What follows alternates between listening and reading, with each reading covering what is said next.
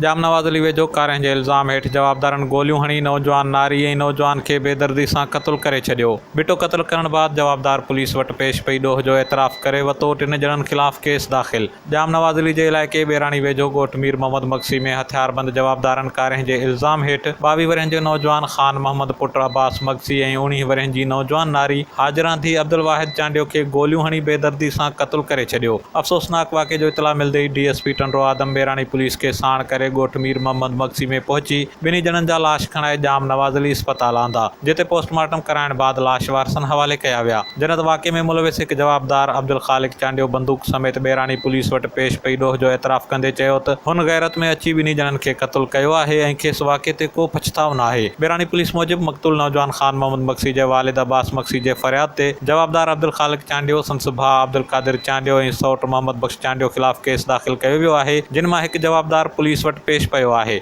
जनत केस में नामज़द बाक़ी 2 जवाबदारनि जी गिरफ़्तारी अमल में अची न सघी। Anwar Maksi, Kawish digital media reporting team, Jamnawaz Ali.